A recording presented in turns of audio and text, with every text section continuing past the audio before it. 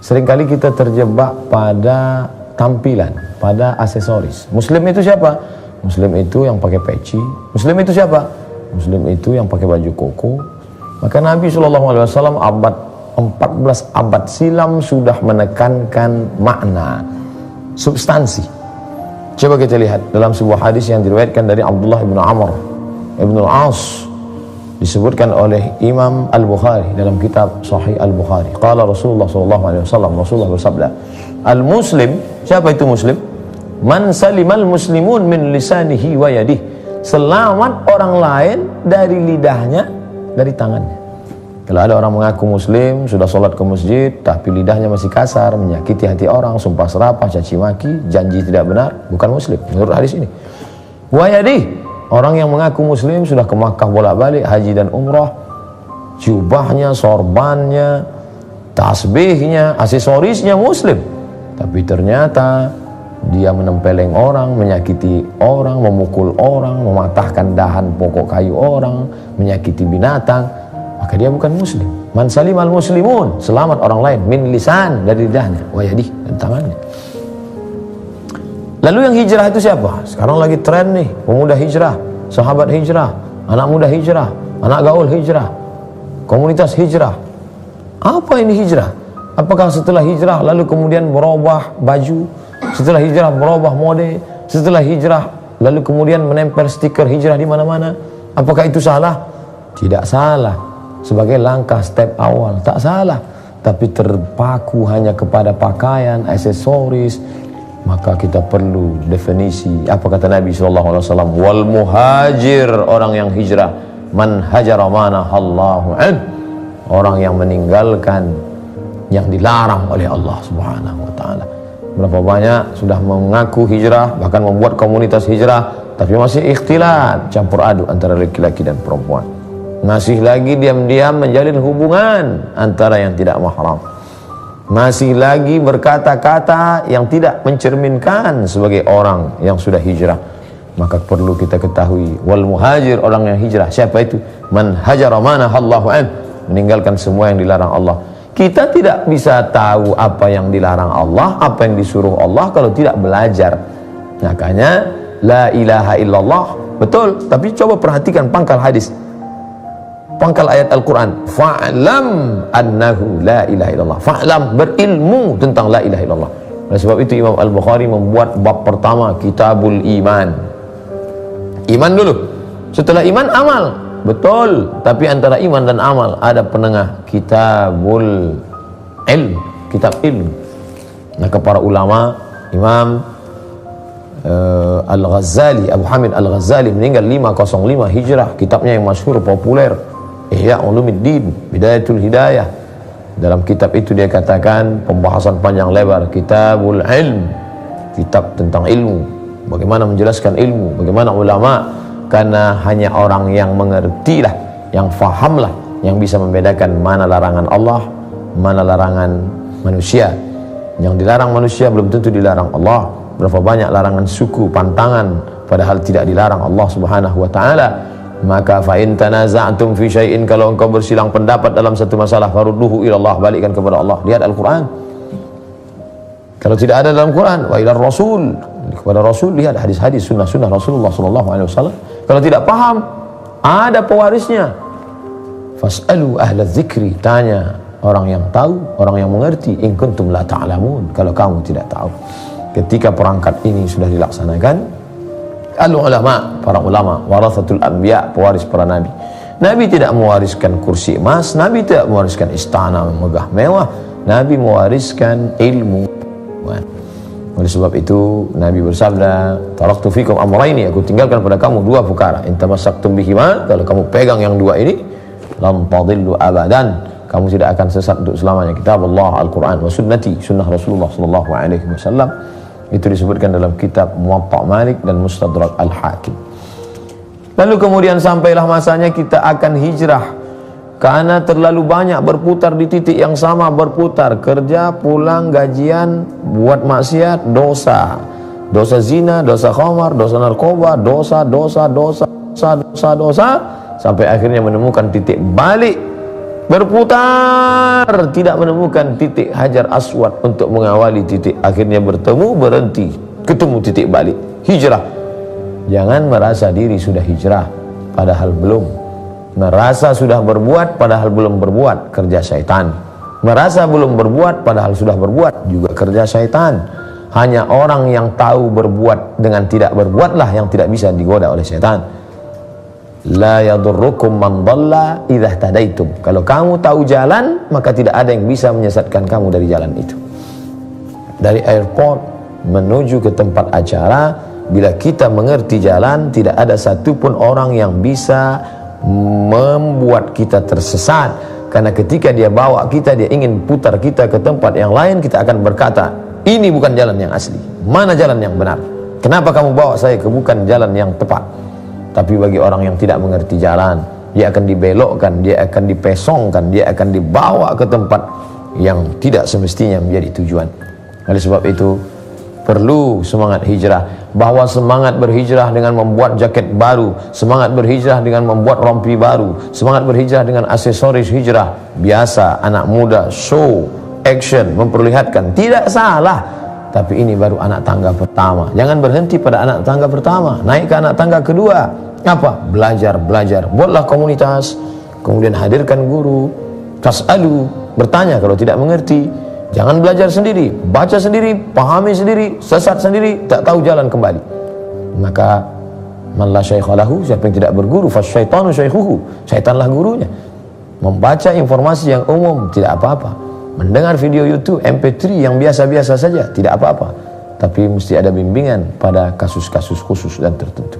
Ketika kita sudah menyadari bahwa hijrah dengan baju baru, dengan gaya baru, dengan style baru, ini baru anak tangga pertama, jangan menyangka sudah sampai ke stasiun kalau hanya baru melewati satu belokan.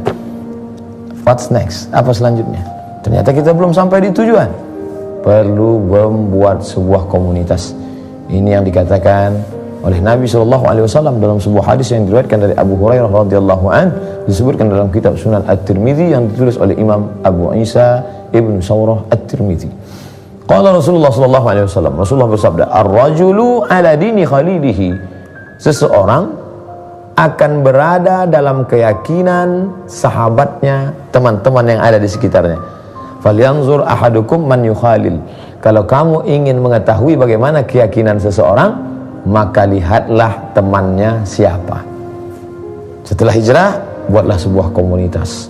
Komunitas pemuda hijrah, komunitas hijabers, komunitas petatu hijrah, komunitas jombloan hijrah, komunitas berbagai macam. Karena biasanya orang akan bersama dengan titik kesamaan yang ada pada dirinya. Setelah merasa sama-sama dulu punya masa lalu yang kelam, yang gelap, yang jauh dari Allah, sekarang ada persamaan. Bahkan dalam persamaan sama-sama buat dosa itu pun ada macam-macam dosanya. Ini sama-sama nyabu, ini sama-sama narkoba, ini sama-sama zina, ini sama-sama tato, ini sama-sama macam-macam. Akhirnya ada persamaan, mereka bisa duduk bersama. Dan jangan lupa, semangat yang berapi-api tiba-tiba padam, futur dalam istilah dakwah. Ini harus tetap disemangati. Adwamuha wa in qalla. Tahajud satu malam dari setelah isya sampai subuh, tapi setelah itu tidak bangun malam sama sekali. Lebih baik 8 rakaat, ayatnya pendek, kuliah, kulhu, wal falak, wal binnas, tapi tetap istiqomah, tetap berkelanjutan, berkesinambungan, kontinuitas.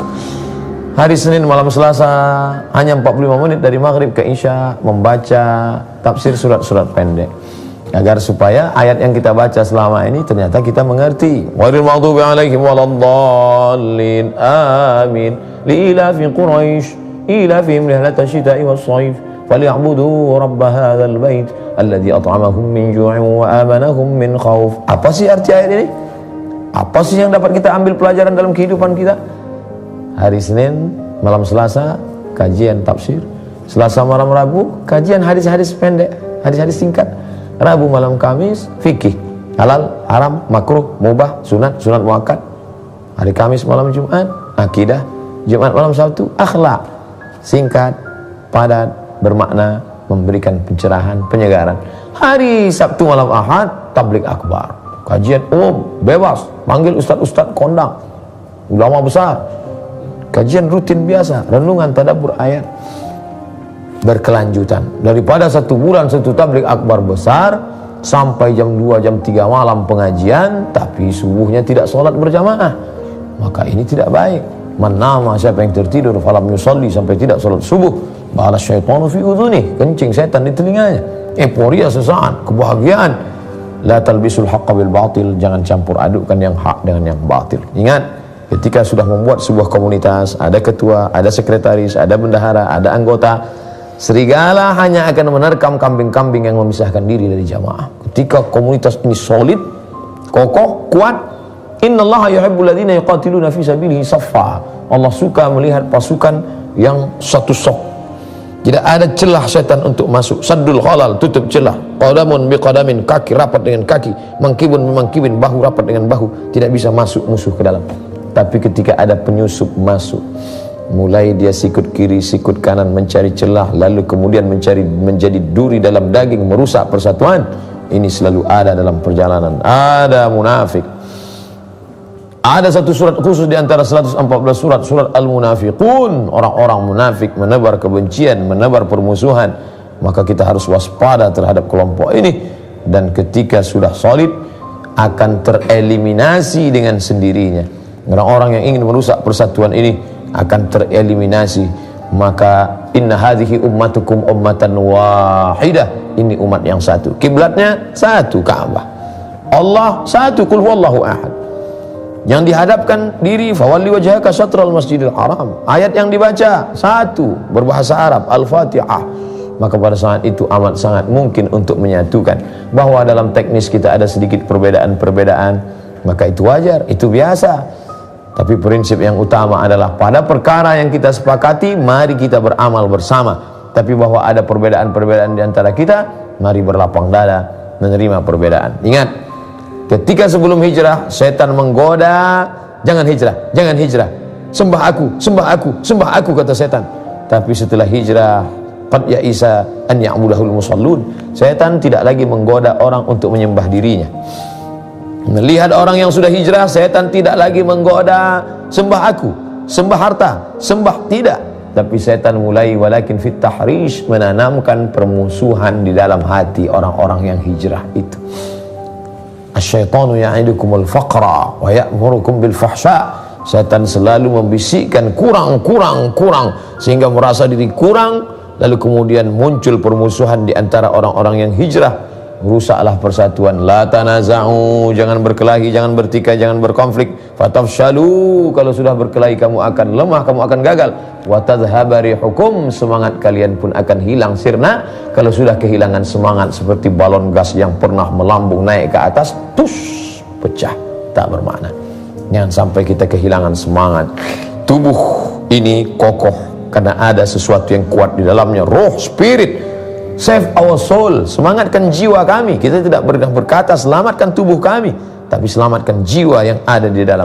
Bangunlah jiwanya, bangunlah badannya. Fisik nomor 2. Ketika ini dapat kita jaga, ukhuwah persamaan. Mungkin kau tidak sesuku denganku, mungkin kau tidak sebahasa denganku, mungkin kau tidak satu alma mater, tapi kita sama-sama komunitas yang sudah berhijrah. La ilaha illallah Muhammad Rasulullah.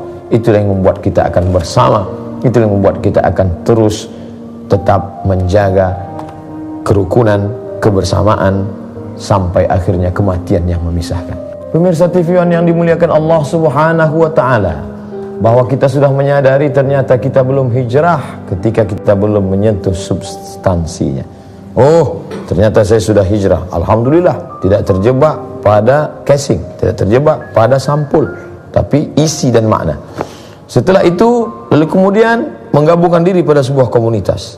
Apalagi yang penting, inilah intinya. Seperti yang disebutkan dalam sebuah hadis yang diriwayatkan dari Sufyan ibni Abdullah Al-Thaqafi. Dia bertanya, ya Rasulullah, hadithni bi amrin a'tasimu bihi. Ceritakan kepadaku satu perkara saja yang bisa aku pegang kuat. Apa kata Nabi? Qul, katakan wahai Sufyan, Rabbi Allah, Tuhanku Allah, thumma istaqim, istiqamahlah. Banyak orang yang mampu berkata Rabbi Allah, tapi besok dia berkata rabbiyas syaitan. Besok dia berkata rabbiyal mal. Besok dia berkata aku hamba harta. Besok dia berkata aku hamba kuasa, aku hamba jabatan. Ketika susah dia berkata aku hamba Allah. Ketika sudah lapang dia berubah. Oleh sebab itu maka qul, katakan rabbi Allah, Rabbku Allah, yang menciptakan aku Allah, yang memelihara aku Allah, yang memberi aku makan Allah, yang menghidupkan dan yang mematikan aku Allah. Summastaqim, kemudian istiqamahlah. La in hurriqta au qutilta au quti'ta, kau dibakar, kau dipotong, kau dibunuh, mulutmu tetap berkata Allah. Seperti yang dikatakan Bilal bin Abi Rabah, dibuka bajunya, kulitnya yang tipis diletakkan di atas pasir gurun panas luar biasa, cuaca hanya panas dan panas sekali, tapi dia berkata Ahad, Ahad. Ditimpakan batu besar ke perutnya, makin kuat, Ahad, Ahad. Dipanggil anak-anak kecil, mengikat dengan tali temali, dibawa ke tengah kota, diejek, disumpah serapah, dicaci maki, disiram dengan kencing onta, kotoran, tulang, batu, duri, mulutnya tetap berkata Ahad, Ahad. Itulah istiqamah. Kalau sudah dirasakan manisnya istiqamah, maka tiang gantungan tampak seperti lambaian bidadari. Tak sabar dia ingin menuju ridha Allah subhanahu wa ta'ala. Oleh sebab itu maka istiqamah amat sangat penting. Idza ra'aitar rajul, kalau kau lihat ada orang yatiru fil hawa, terbang di atas awan, yamshi 'alal ma', berjalan di atas air, la taghtar, jangan tertipu. Kenapa? Karena syaitan pun bisa melakukan itu. Tapi pandanglah pada istiqamahnya salat berjamaah.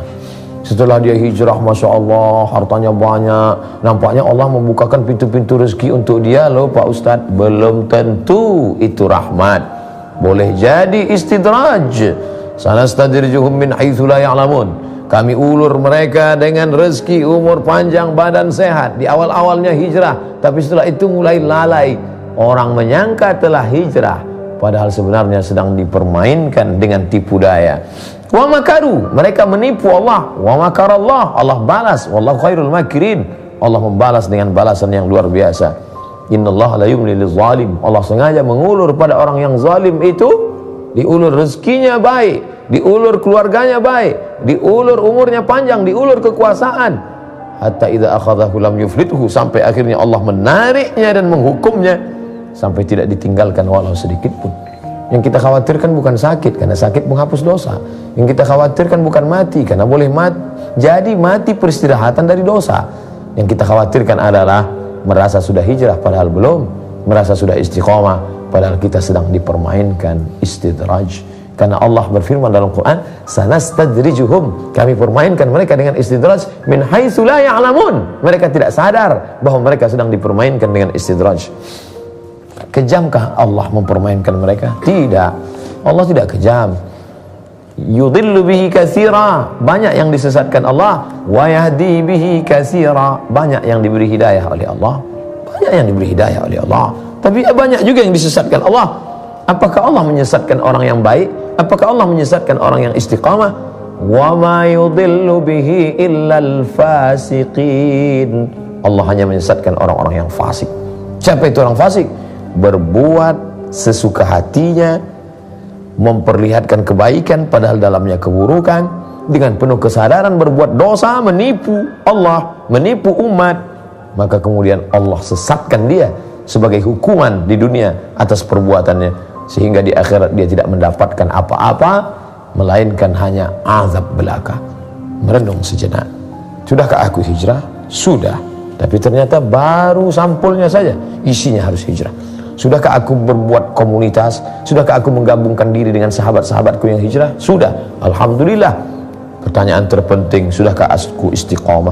Sesungguhnya ketika menjawab seruan azan, asyhadu an la ilaha illallah, asyhadu an la ilaha illallah, sesungguhnya ketika ikut salat iyyaka na'budu wa iyyaka nasta'in ihdinas shiratal mustaqim, di dalamnya ada terkandung makna istiqamah. Qultu, kata Sufyan ibnu Abdullah Ats-Tsaqafi, aku bertanya lagi kepada Rasulullah, ya Rasulullah, ma aqwafu ma akhafu, apa yang paling aku khawatirkan terhadap diriku? Ma akhwafu ma takhafu alayya, yang paling engkau khawatirkan terjadi pada diriku nanti apa ya Rasulullah? Fa akhadha bilisani nafsihi, Nabi menunjuk lidahnya dan berkata, hadza, Inilah yang paling aku khawatirkan nanti. Mungkin kau merasa sudah hijrah, tapi lidahmu belum. Lidah adalah pancaran dari hati. Apa yang dikatakan hati, itu yang diucapkan lidah. Siapa yang berbeda hati dan mulutnya, maka munafik. Letaknya fid darkil asfali minan nar.